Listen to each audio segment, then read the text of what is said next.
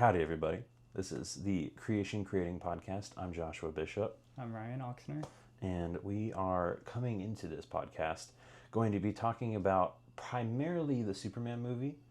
But, I mean, it's been a super fantastic summer, so we'll talk about the Fantastic Four movie a little bit too. But we want to talk about it in the realm of what it means to be, how a Christian would look at the movie, and then how to look at the movie in a creative lens as well. So kind of melding those two viewpoints as we kind of go through the movie and talk about it. We both have agreements and disagreements about the movie. It'll be hopefully fun for y'all to watch, but we'll get into it now. Super. Musical intro.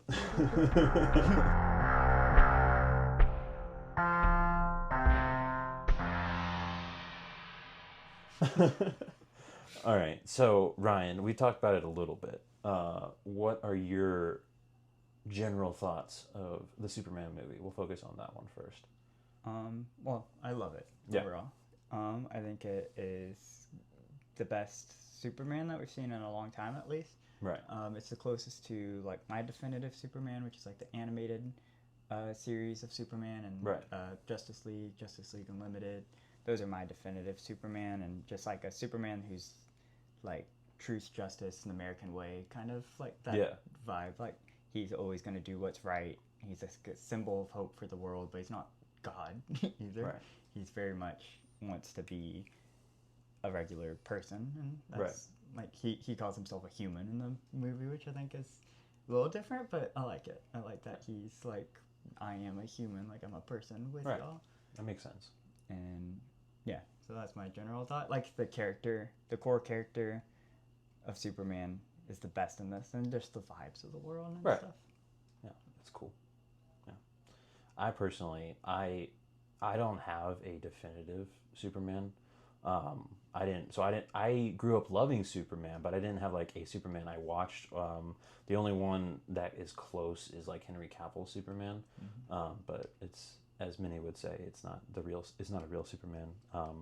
We can talk about that later. But we both have very, very different opinions on what Superman is, and well, I mean, not really, but we both have different opinions on Henry Cavill Superman. That's our main disagreement. Yeah. But apart from that, this Superman, David Cornsweats, that's how you say his last name, right? That's the way I've heard it. I'm hoping it's right. I think so. Yeah. All right. We'll find out. I'll I never be guess. confident. It doesn't sound right, but it means, yeah, whatever. I love this Superman. I think it's great. I think it's fun and it's hopeful, and it's coming into it with more fresh eyes in comparison to you. I have little to critique about it and a lot to say in praise of it. But I can see some viewpoints in not liking it, and obviously it's not Henry Cavill. Henry Cavill Superman's a whole lot more powerful, but I think that's an okay thing, that Superman's not like unlimited power. That's what Henry Cavill sometimes feels like. He's almost like unstoppable, but this guy could be stopped in a way. Yeah. Obviously he could be stopped, but you know what I mean. He died, but Yeah, but that was the Doomsday. Sure. Okay. Anyways, but I think it was great. I think it was a great movie, and I'm excited to debate you a little bit now, because I've heard your critiques on the movie, and I agree in some part of it, but would you mind telling the audience what your critiques are on the Superman movie? Yeah, sure. From a creative lens. So, yeah, I've got my screenwriting professors and all my professors nagging in my ear of like what makes a good movie, and so I have to like bring it to what its core the movie is about, which is Superman. It's always about the main character, right, and his like growth or whatever. Sometimes it's not growth, but yeah, his growth. And his growth was like in his identity of who he is as Superman. Like, what does that mean?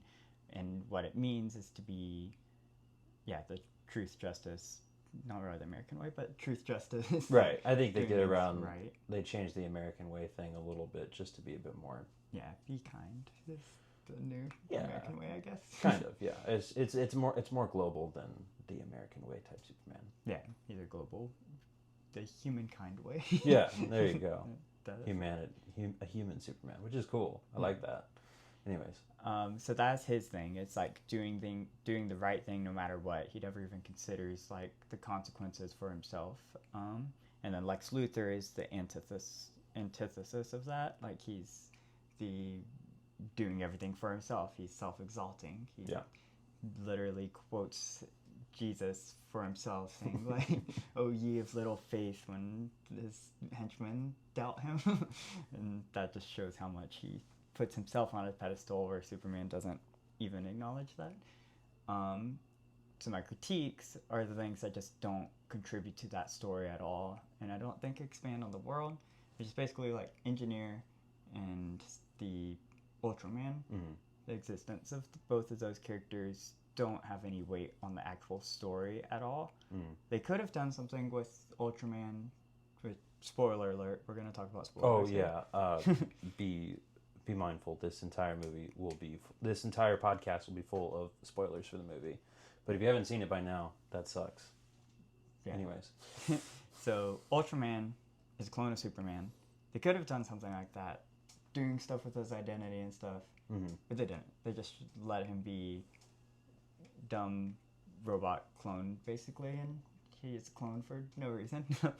I just feel like it added a lot to the movie that didn't really need to be there, and like it didn't really add anything to the story, but added a lot of time, and it was cool punching and stuff. The Engineer was fun to watch, I guess. But then my biggest thing, Ultraman was more cool for me. I thought he was awesome. Yeah. Well, like in the sense of it's just two strong guys punching each other out. In that basic sense, that was kind of cool. I liked the way they had Lex Luthor analyzing all Superman's moves and having like 100. That was very Lex Luthor. Yeah. Yeah. That was so cool. I loved like they're all like video gaming. Like he just yeah, it was just like a gaming, like a what's it called, esports. It felt like tournament. Like he's just like they're like orchestrating it. But it also feels a little bit like the I don't even know, like MMORPG like raiding dungeon type vibe, where you have all the people gathering together and you go in and you're strategizing, but it's just them controlling one character instead of a bunch working together. It's kind of cool. Yeah. That part was fun. But then they revealed that as a clone, and I was like, okay.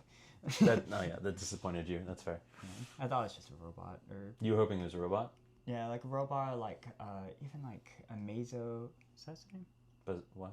Amazo is this android in the comics and like Young Justice and stuff, and he's created to like match the Justice League's powers. Is really his thing. So he's like Vision from Marvel, basically. Yeah, kind of. Yeah. But he's completely just like a robot. Like he doesn't really have a personality or anything. He just is like made to fight. Okay. That would have been better, I think. But I digress. My main thing was Lex Luthor, just because of my preconceived, like, I love Superman in the comics and the cartoons. I love Superman. This Lex Luthor is just a little bit more unhinged, which I enjoyed the first watch, but then the second watch, it just was like, this doesn't feel like Lex Luthor so much. Sometimes I feel like he sacrificed his pragmatism and his intellect a lot of the times, and like risking the whole world. Like he would never risk the world in the comics. I don't think he's all for the world and humanity. I love that he was saying that he said those words. Like he's wanted to kill Superman for the sake of humanity because he felt like he was posing himself as the Superman and he wanted to make himself a better man. And he's like, I can't be. He said something about like he didn't like hearing his name said in the same breath as like Galileo and stuff when Superman existed, because Superman just exists and that's all he did.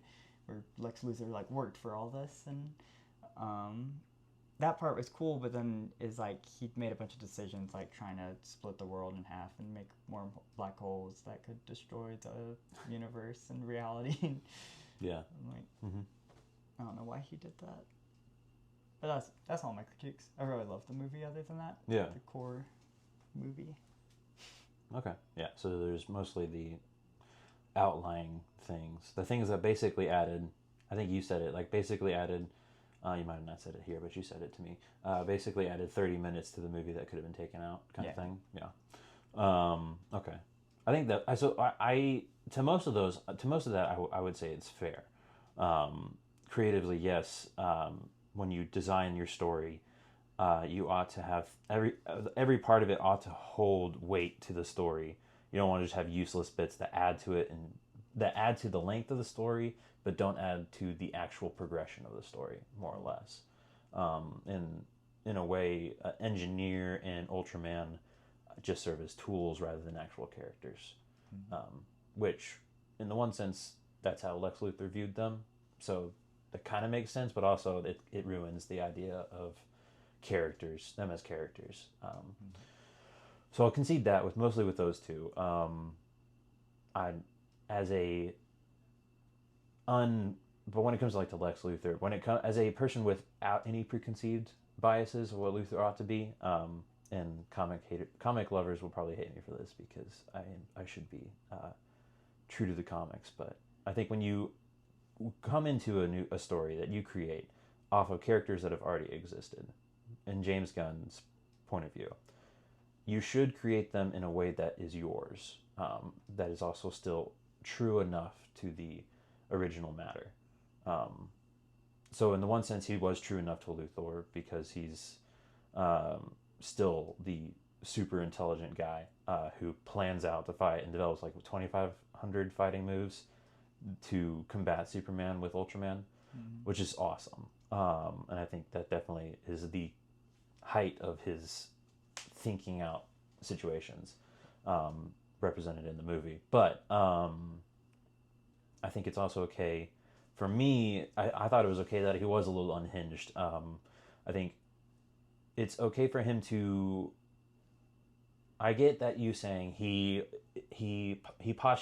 poses himself as the Superman who's trying to stop this alien from desecrating what it means to be human. That's kind of what he was going at. But then on the other side of the coin, he's just there to kill Superman. There's nothing else. He's just hating on Superman, kind of thing. And so it feels off. He's fighting. It seems like he's being like Luthor and being pragmatic for humanity, but also he's being super selfish for himself because he just hates Superman, kind of thing. But I think that almost works to me because I think he's a character who is so arrogant and so intelligent that he lies to himself and he postulates and he stands on he puts himself on soapboxes and stands on these higher grounds when in reality his base forms that he won't himself recognize are his weaknesses and his failings. Like Superman says, my greatest strength is that I'm human. I screw up all the time, kind of thing. And he says, I hope for the sake of humanity that you realize that's your greatest strength too. I think that kind of points out Luthor's character flaw, is that he hides himself behind this guise of unapproachable grandeur and intelligence and control. But when that image starts to crack, he starts to go crazy, and his true weakness of his envy and the deeper roots of his I forget the word, deeper roots of his both self-boasting come out in that he lashes out. I think he's denying himself being a human, denying that he has that he has a weakness, and instead tries to just go at it against Superman and postulate and lie even to himself what he's standing for. Yeah. And so I get he's not the normal Lex Luthor, the classic Lex Luthor, and he's not the comic book one. He's close in a sense because he's super cool and he's very much like the super rich guy that has every tool to combat Superman, even though he has no powers himself. But he's still, I think he's got a unique flair to him that I like with James Gunn. And I understand if you go into this movie with preconceived notions of what Superman and the villains of Superman ought to be, you're gonna get rubbed the wrong way because it's a different Superman. even though it calls back to a lot of classic Superman things. But beyond that, if you go into it with fresh eyes and you go into it with like just hope for like a new movie, I think it's great. I think it does a great job. And I do appreciate No. this one. I know you do. I know you do. I was just going more It so is- against the Lex Luthor part that you were Yeah. saying. Yeah. You It like is, everything else about it. This is like way better the Jesse Eisenberg Lex Luthor, which I did enjoy too, honestly. But like in Batman versus Superman, Oh. we had hair. Oh. And stuff. Ugh, gosh. Yeah. But this one is he very wasn't bald, like, so it's not Lex Luthor. yeah, he's bald at the end, but just because they shaved him for prison, it didn't make That's lame. Yeah, it's lame. But this one, it did feel like kind of leaning that way a little bit, just in the craziness and right. like, but done way better. Oh, so much better. Like just written better, and the performance, my goodness, Nicholas Hoult. Like if this was anybody but Nicholas Hoult, I feel like I would not have liked the Lex Luthor at all. But right. he just did such a good performance. Oh, he performed so well. I mean, I don't have a proper critical mind of movies, so I probably couldn't say who should get what Oscar, but he would be, in my mind, he'd be a great supporting actor Oscar. I think potential. He could. It was great. Yeah. My favorite part with this version of Lex Luthor is just the pettiness, the sheer pettiness when he's like throwing a fit and just keeps knocking down pens and like he's like pick that up and they like do and he just immediately knocks it back over. That was like, okay, you're a good like villain. Yeah. I love the meme of what people come out of the Superman movie. It's either be a better person or I'm not hating enough. And it depends on which character you like more. Yeah. I feel both ways. Like, I'm not being enough of either direction. Two middle ground. I gotta choose. I gotta go all the way with one of them. Yeah, no, it's a great movie. I think there's obviously like no movie's gonna be perfect. No creative work is gonna be perfect. There's people will lie and say that every like the classic creative works like, oh man, I don't want to like get myself killed by saying like the Odyssey or something like that. But everything that is made is imperfect because those who make it are imperfect. So there's going to be faults in everything, regardless of how well you do it. But beyond that, for what it is, I think it's amazing. And so I know you do too. I'm not saying you don't. Yeah. On that vein, you want to talk about it, like focus in more on the like Christian perspective? Yeah, sure. Yeah. So what, like, let's talk about the positive first, because we've been in critique zone. Yeah, we have been. Well, debating, critiquing. Yeah. Yeah. Yeah. So then what do you see that's creative? That is a indicative of Christian truth. I think that Superman's vision of humanity versus Lex Luthor's, I think, is one of the biggest things I noticed on this rewatch we just came back from. It's my second time watching it, his third. I love the movie. I would go see it a fourth time, but I probably wouldn't be able to make it through because 4 times is a lot in such a short time. I'd go see it again too. I just haven't. I got distracted with Fantastic Four and all that. Yeah. But yeah, his version of humanity, like when he confronts Lex Luthor, you kind of mentioned the scene, but he's like, I'm a human. I'm just as human as you. And he said, best speech. I love, I fear, and I fail or screw up over and over, but I keep trying. Wakes up every day unsure of what to do, but he tries to make the best choices he can, kind of thing. Yeah.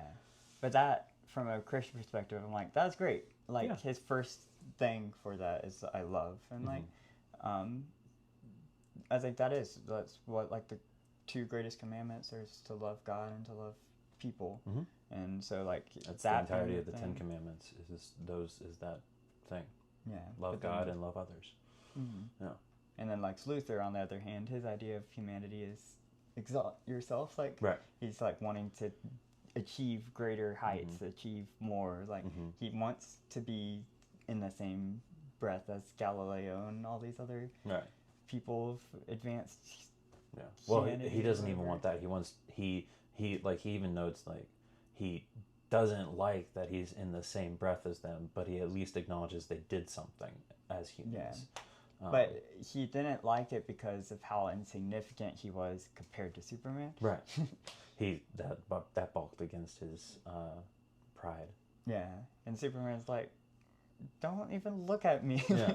He's like, just be a good person. Yeah, that's like, great. And yeah, so that's my like main light, I guess, I see in it. Yeah, I mean, it's basically, if you're those who see humanity as Lex Luthor does, see humanity in the Tower of Babel sense. You are building your towers unto heaven to glorify yourself.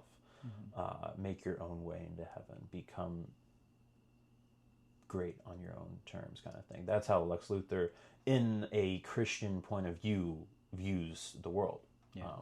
But then Superman is the exact opposite. He's more of the be good to people, celebrate, in a way, celebrate humanity, appreciate others, and care for others, even the differences. Looking for the good, even in the bad, like the whole him trying to defend the country of Jarhemper, which was alluded that that country was already under a dictatorship, not a good country, not aligned with the United States, but he fought for it because there's still humans there and ought to be protected and fought for, even if they aren't the friends of America. Yeah, Lois Lane, like I like the common quotable part, but people misquote it. She says like, you see the beauty in everyone, or like you think everyone's beautiful, and he says that's the real punk rock. Yeah. That's punk rock's not being kind; it's seeing the best in everyone. Yeah. And which ends up being kind to people, but whatever. Yeah, that's just like a byproduct of it. It reduces it. Yeah, say the right quote, people. Stop misquoting things, all right? And I say that to myself because everyone misquotes things.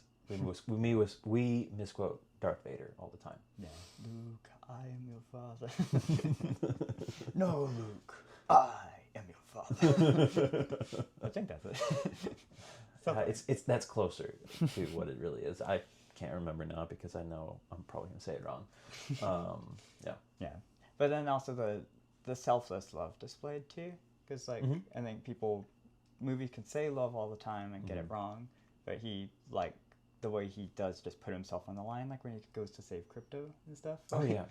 Like Lois is like, what? Like, turn yourself in? That doesn't make any sense. He's like, I mean, he's out there and he's probably scared. Like, right. I mean, he has nobody else. So. Right. And like what adds to that is someone could make the argument Crypto's like, before we realize Crypto is Supergirl's dog, at least in the perspective of the movie, you can think of Crypto as like the last remnant of his home of Krypton, and he's got to go save that because he just lost the Superman robots, and he just lost and then his whole Fortress of Solitude is wrecked. So it's like Crypto's the last thing that's still preservable and savable. But against that is the fact that he's just realized that he just realized that Krypton isn't what he thought it was. His parents weren't who he thought they were. So why would he want to preserve? Why would he, in that right coming out of that kind of grieving, like I just lost what I thought was real moment, want to save a remnant of Krypton? Yeah. Instead, he's just trying. Just a pain. Oh yeah, Crypto's a pain. Any dog lover though can appreciate it. But looking at that, he still goes to save him because it's the good and right thing to do. Because at the end of the day, regardless of how much he may be disliking Krypton or annoyed with Crypto, he still loves the creature and saves it, even to the point of putting himself in a trap. Yeah. It was cool. I liked it. I like him a lot. Yeah, so what else? I mean, so that's like the basic thing is viewing humanity, how to view humanity, how to live as a human. Just obviously you can't live in a legalistic worldview because that's not Christian. You gotta live for Christ, but coming out of that, living for Christ means you be good to people. You try to seek good in the world. You don't, regardless of your theology, you don't look at the world as if it's a waste. You look at the world as a potential to be saved. So you pursue it and you try to love it the best you can. Yeah. I think too often Christians can balk against the wickedness of the world and deny it. But I think we need to, as Christians who try to create, push out messages of just hope and love and appreciation for what is good amidst the darkness, which Superman kind of emulates, even though it's not made by a Christian. Yeah. Yeah, which is awesome in and of itself. Me as a humanities student, I'm still in school. He's graduated. I'm going to seminary, and and in the undergraduate level, I'm getting a degree in humanities, which is where we study literature and history and just humanity. We study humanity. But in that, the goal, I've always been told, is to find the creational truths amidst the works you peruse through and the things that happen in history.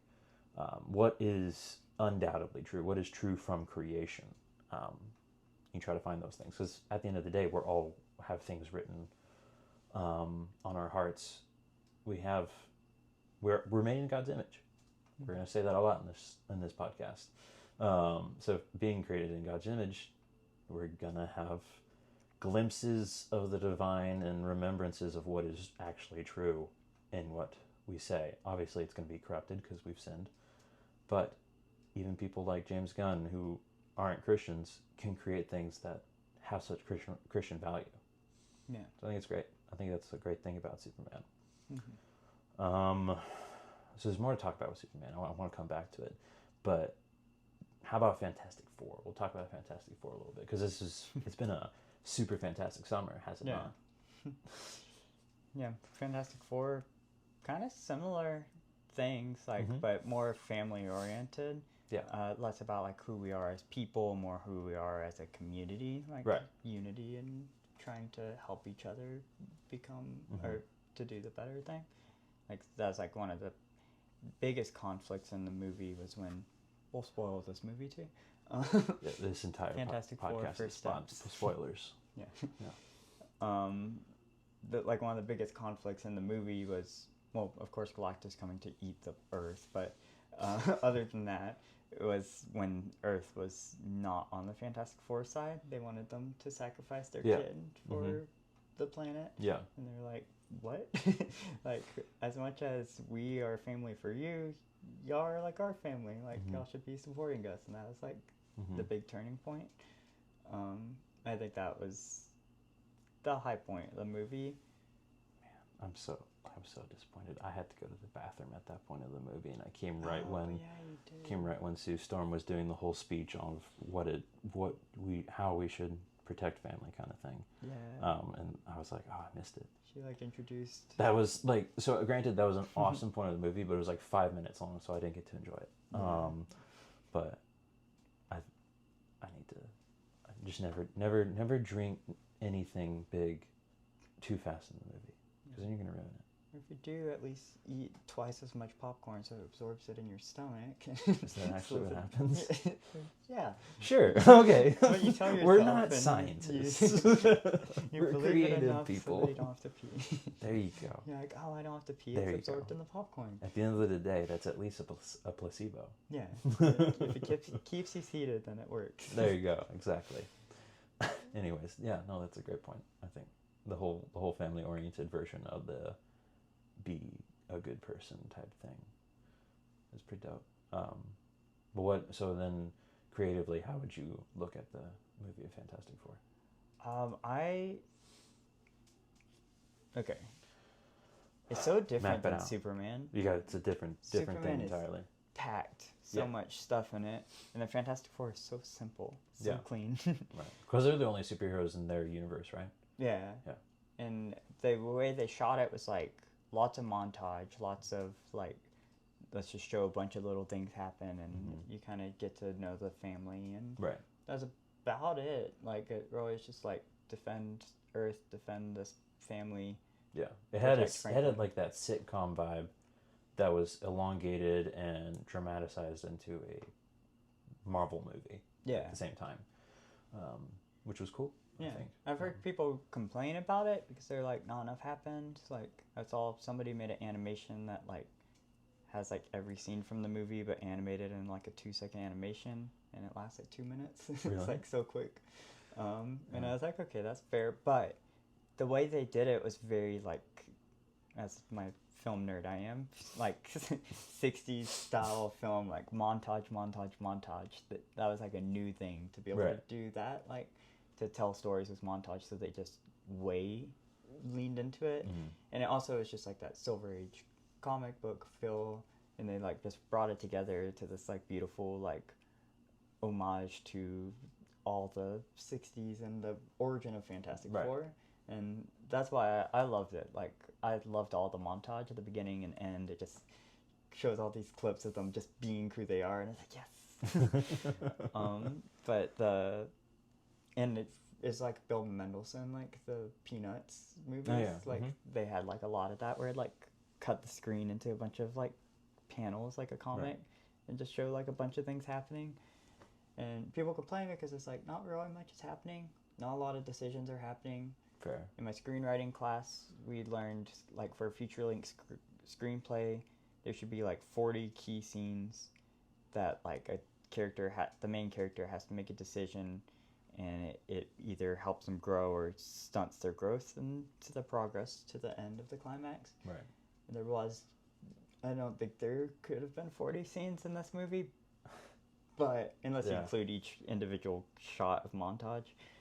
But even then, it's still like they kind of already were who they were. This wasn't an origin story. They had been established for like 4 years or 3 years. Their growth was mostly, I guess, Fantastic. Mr. Fantastic was the main character, I'd say. Mr. Fantastic? I think so. Sue had no growth or anything. Sue was a Mary Sue. Yeah. Some might say. Which I'm cool with for this movie. She was his wife. I had no problem with her being a Mary Sue. I think I'm all for mama power. Go mamas. And I think it's dope that the whole like her pushing back Galactus scene because she just got enraged and wanted to save her baby and her family. That's dope. It did kill her, like in her defense. Yeah, it did kill her. She wasn't all powerful. Yeah. That exceeded her human limits. Yeah. Franklin is all powerful. Franklin's all powerful, but that's a different thing. Yeah. That's too much to get into. But Mr. Fantastic's whole deal is like his intellect. He can't turn it off. He can't stop being pragmatic like Lex Luthor, whatever. What usual Lex Luthor is. A little bit, yeah. Except a family man Lex Luthor. Yeah. What Lex Luthor would be if he had a good wife. Good, yeah. And then Human Torch had a... That's a horrible way to describe it. Don't kill me. I'm sorry. It was just a joke. Yeah, but... yeah, him and Human Torch had growth. Like, Human Torch with, like, kind of swallowing his pride. He was, like, wanting to just go do the, like, space thing. He was getting fed up with that.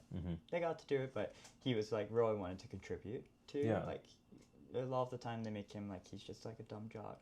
But they like made him like actually have his moment. Yeah. He was a part of the family. Yeah. Yeah. He was still like the quote unquote cool kid and somewhat the dumb jock of the family. But he had his. He deciphered the whole language. Yeah. Greatest simp moment in perhaps all of cinematic history. Do that, then they probably wouldn't have been able to like.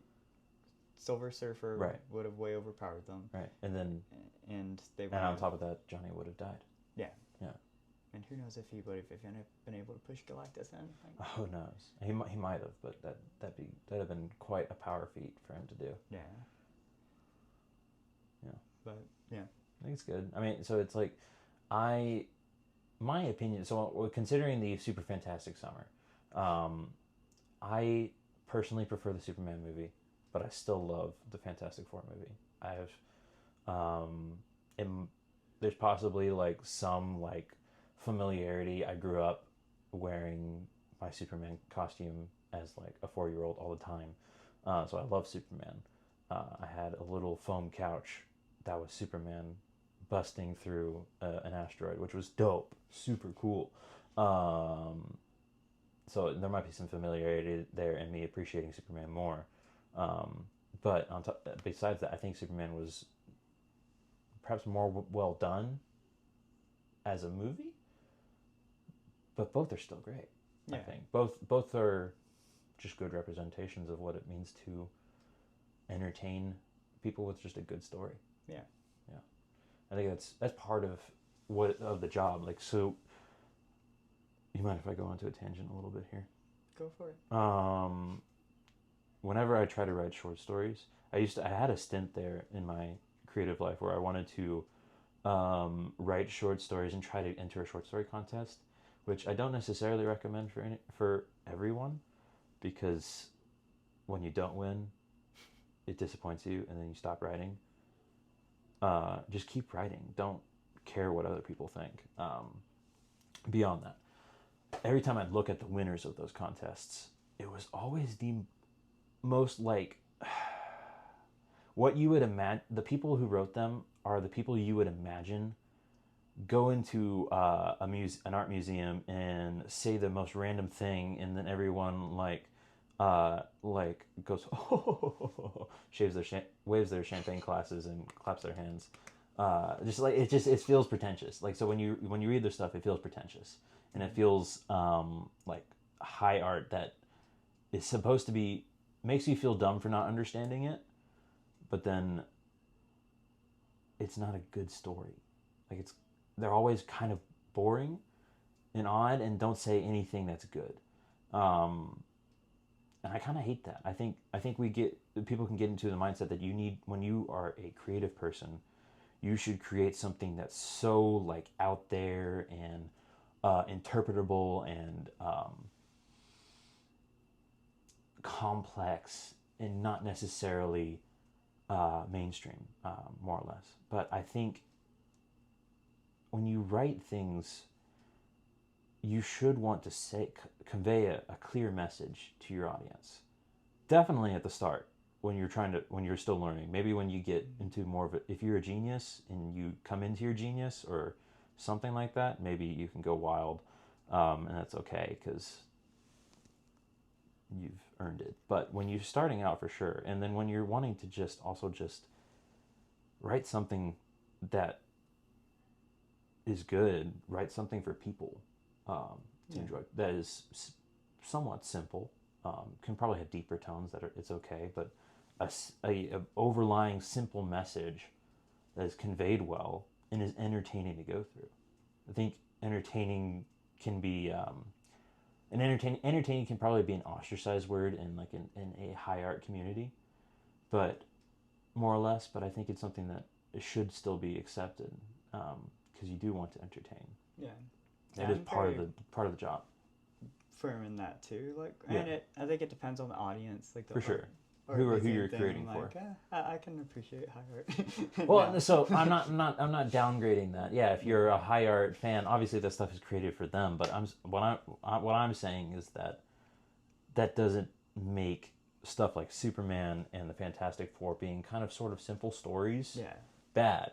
Yeah, I think they're just as good for the different audiences, and I guess know your audience is probably the better way to say what I said. Yeah, but I think your main point is like it reaching like high art. That doesn't mean like good necessarily. Right. That's a different audience, a different feel. Mm-hmm. This is done so well for what it is.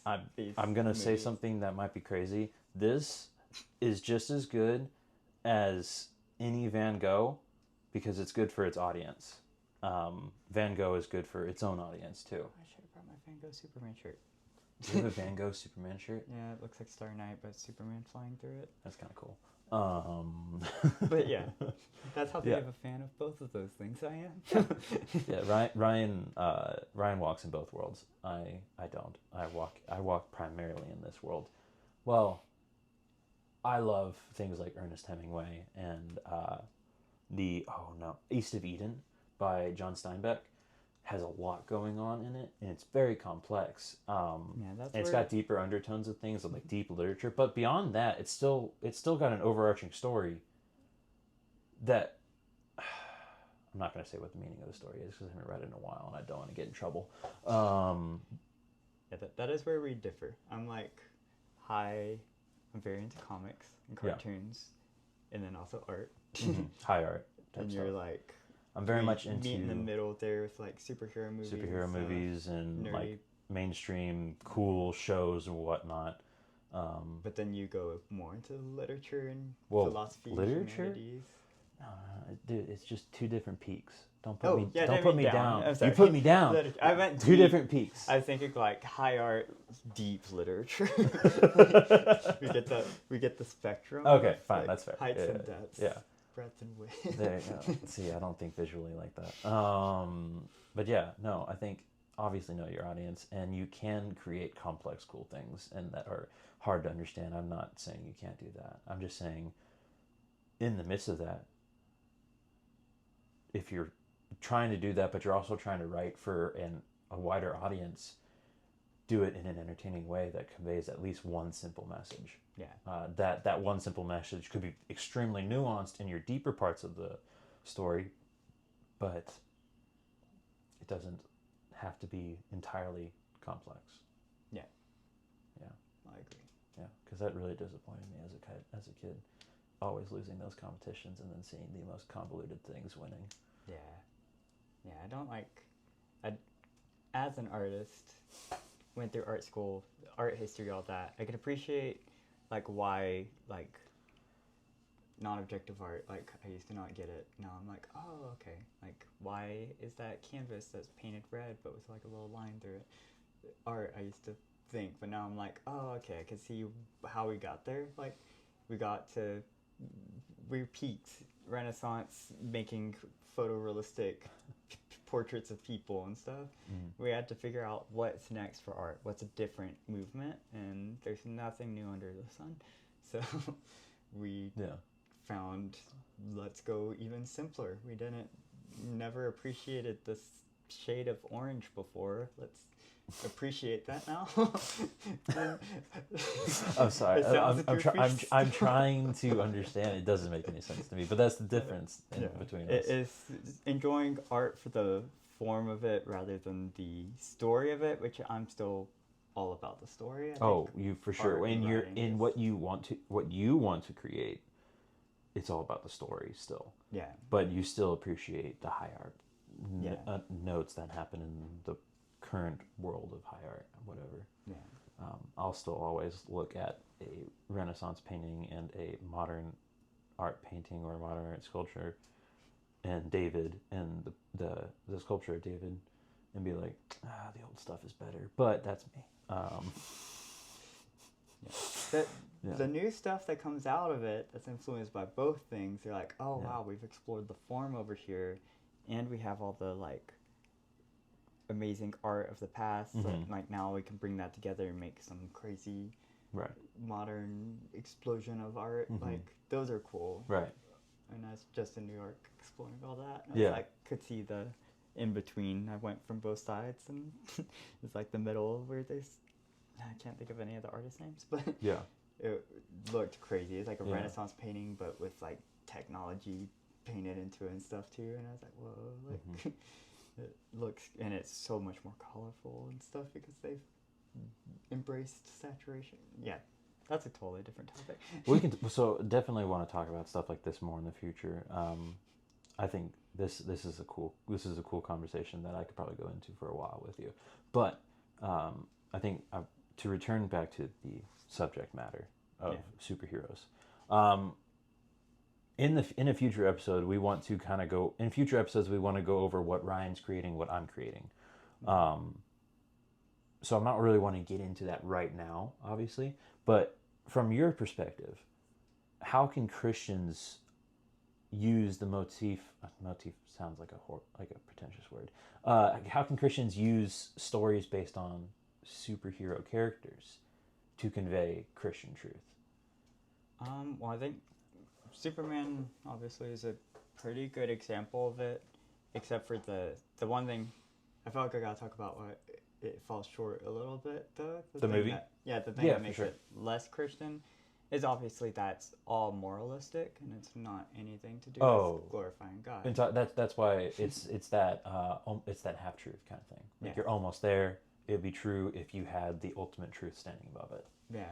So he's like, he got like, humans are meant to love, but doesn't know the object of the Of what love greatest is. I mean, object yeah, of love. he projects a good image of what self-love is, but Yeah. I mean, what Selfless selfless love. selfless love, but he doesn't show, but it's Doesn't not. have the best version of self-love, because a lot of superhero movies, Oh, they do hate on each other a lot. they will do the thing like, Hate on themselves. no, they hit on themselves, Right. but then the like big climax thing, the thing that they need to learn to make the story is how to accept themselves and love themselves for who they are, and that's not what they do with Superman. No, he already accepts who he is. Yeah, and who he is a flawed human, and Right. so it's like He kind of, if that image falters with the revelation of his parents.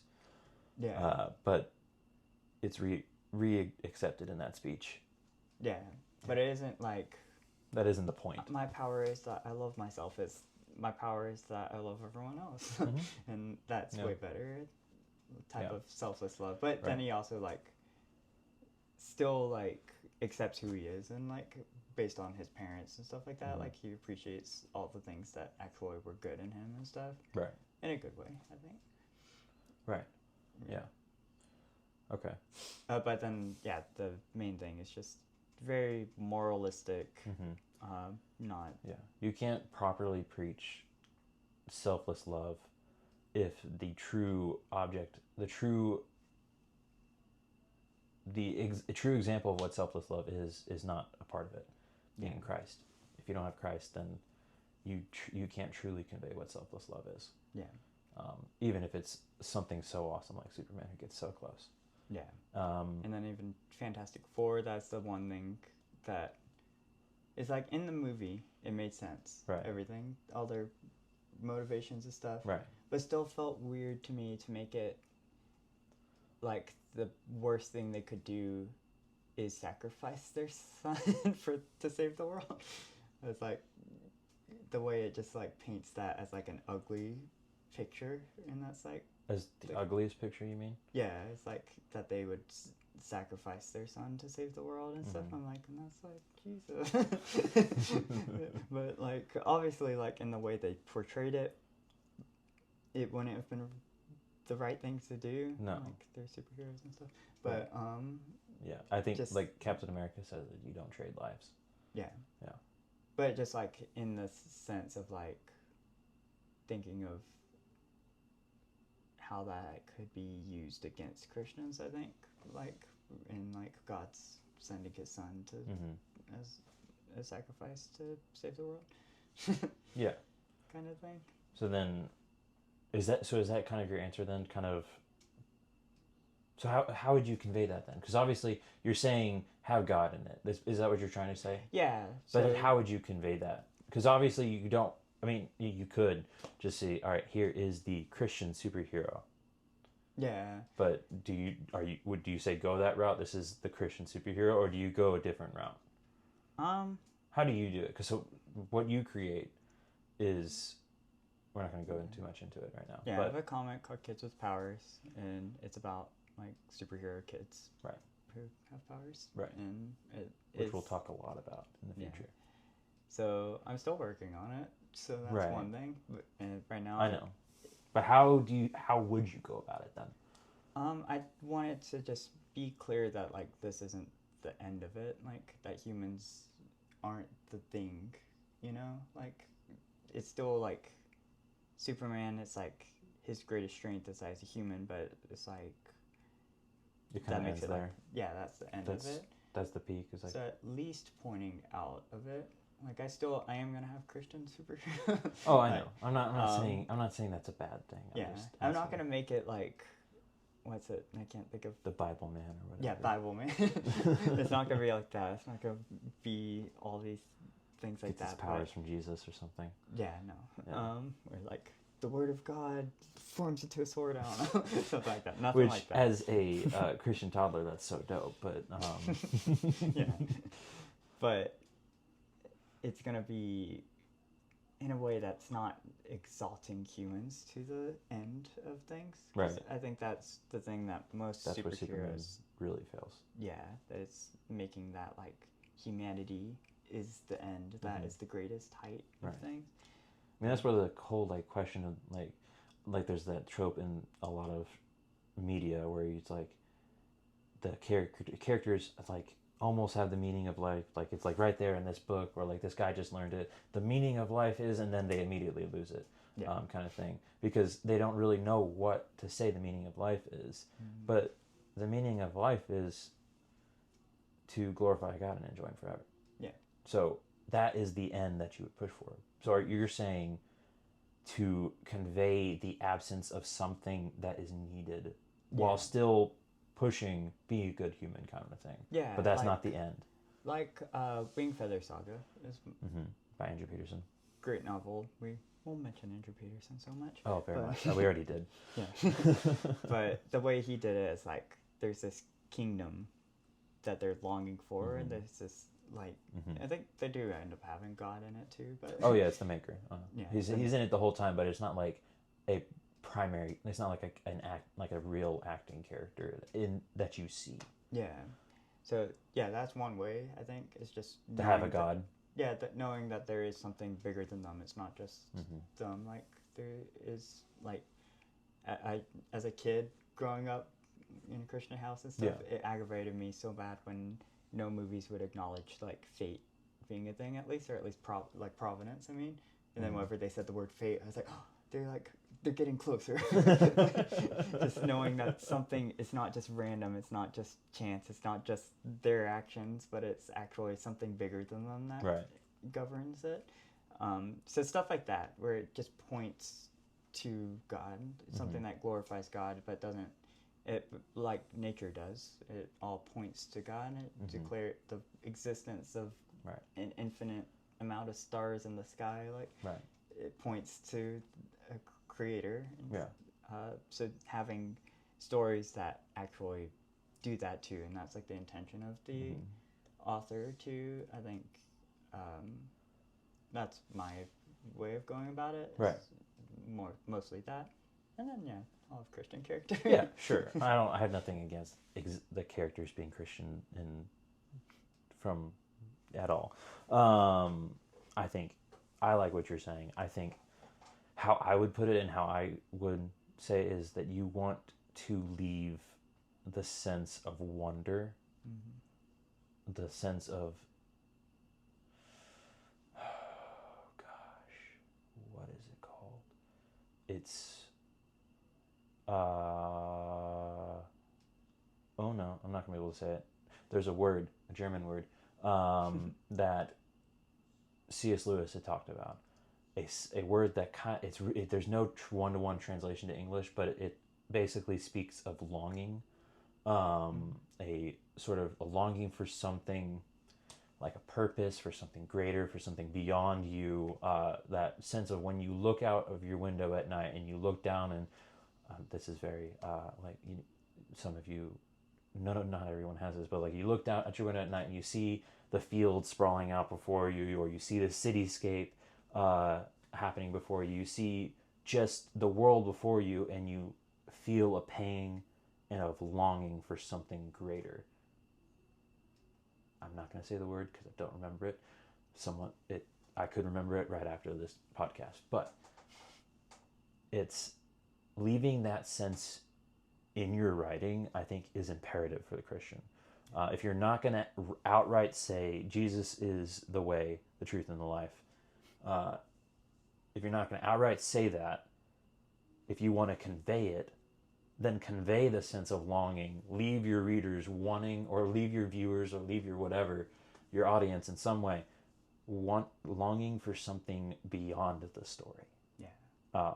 Beyond the message. I think Superman and Fantastic Four close that. They don't leave a room for that, because they close you right at the fulfilled in humanity, fulfilled in family. Good things, but not the true good. Yeah. So you want to leave that longing. Sin switched. Probably butchered the pronunciation. But it's a dope word. I love dropping it every once in a while. Yeah. But yeah, I think that's what I would do in any creative work, and if you want to write something with superheroes in it, I think that's the best way to go about it. Yeah. In some way, there's so many ways to do that in specifics, but Yeah.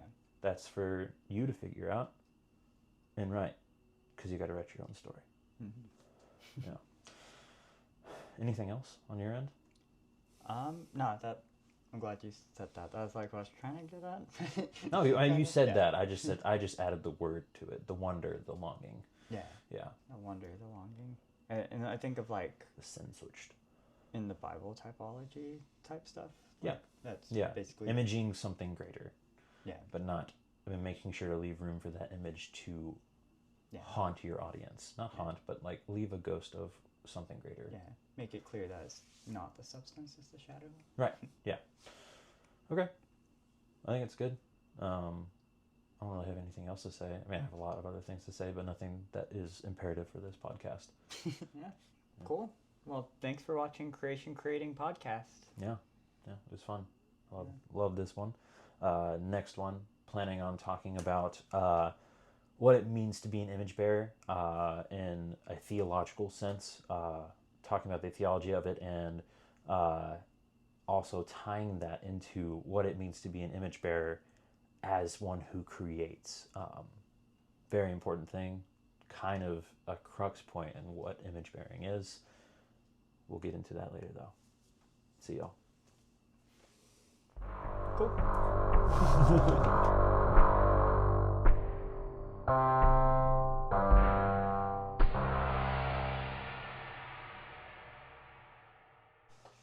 Cool. There we go. We did it. Official.